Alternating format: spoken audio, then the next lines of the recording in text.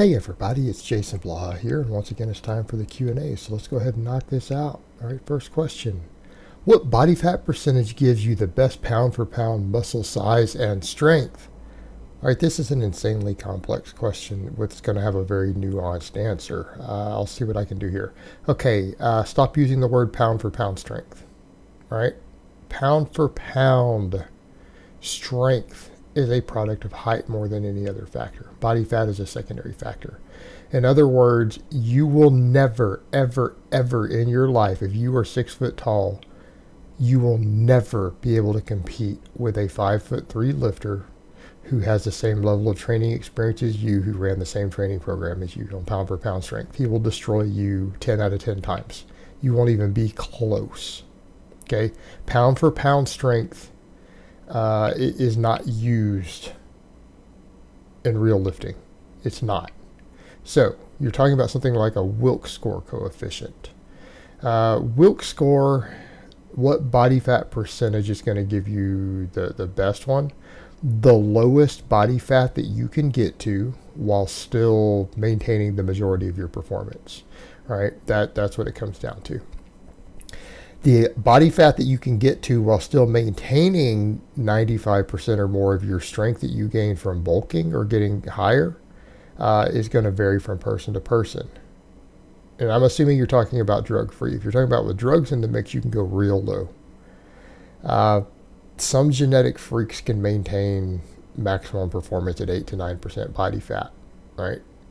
However, the vast majority of men are going to be somewhere between 10 and 14%. So if you want to have the best strength, you want to be somewhere between 10 to 14% body fat. Well, what's that going to be based upon?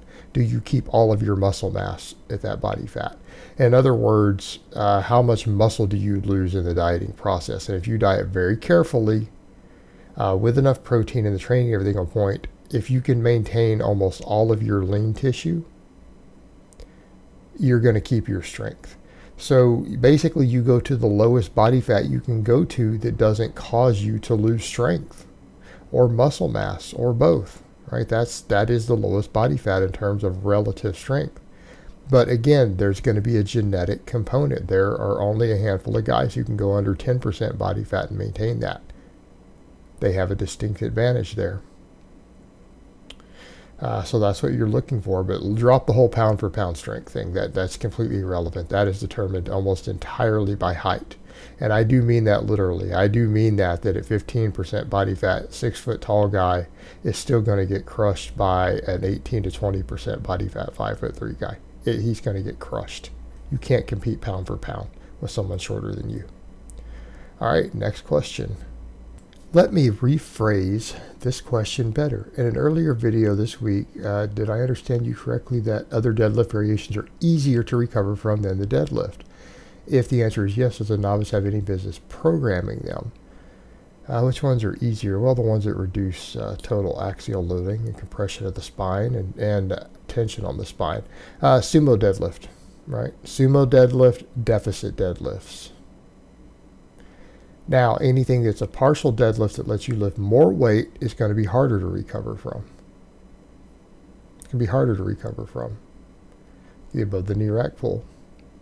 Like the little hack deadlifts or whatever they call them, where guys deadlift behind the rack, those are harder to recover from. Because you're forced to use a heavier weight.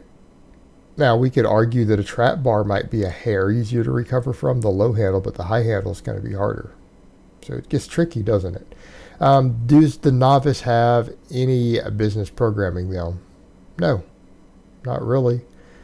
Not really, because what we're talking about is axial loading. It's not really a big deal. Now, that being said, have I opened up the idea that a novice lifter could do sumo deadlifts? Sure, I'm fine with that at this point. I'm probably fine with that at this point. They would need to be programmed around, but here's the thing.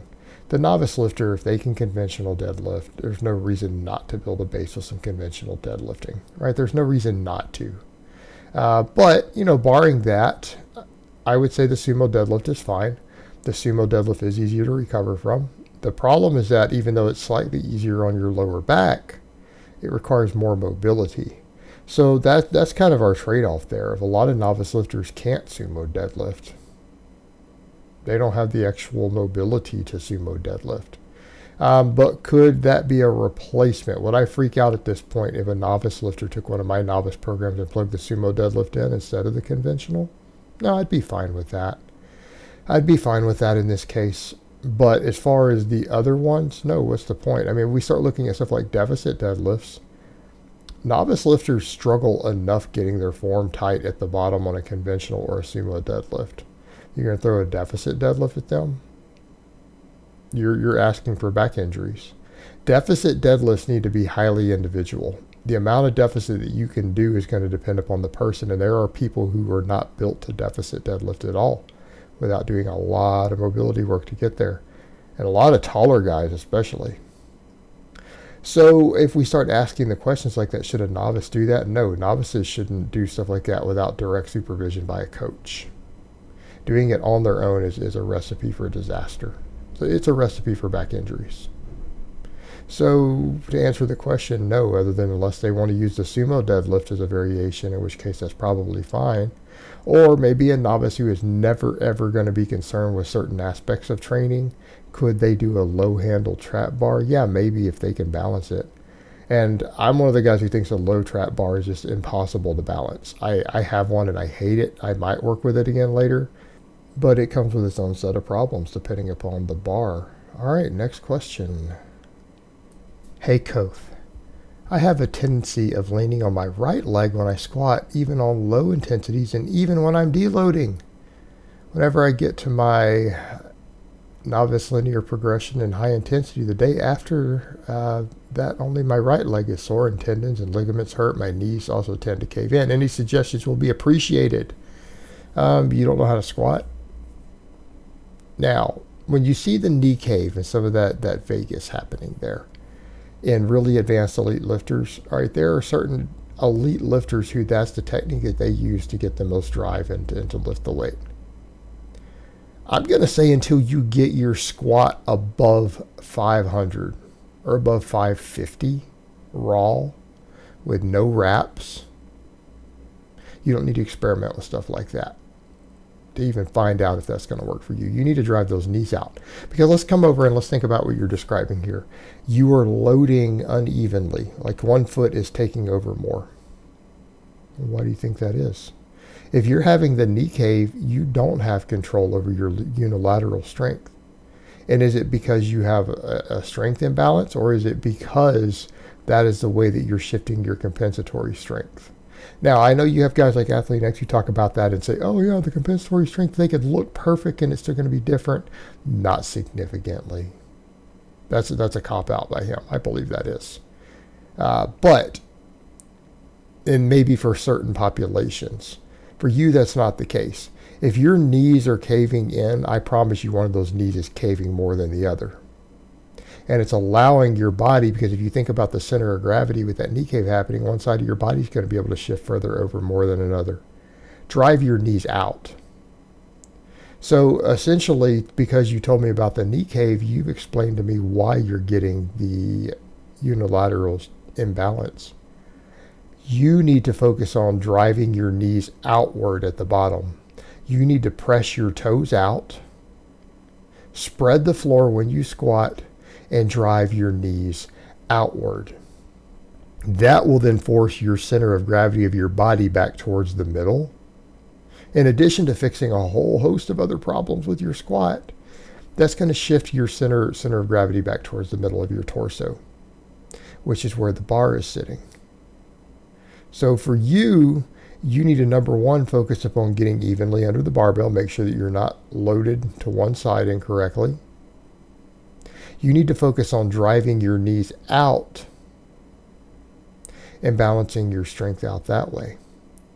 Because if you've got a strength imbalance already and your knees are caving, I can assure you that your body is using that knee cave to compensate, to shift more of your body. And even just an inch or two matters, right?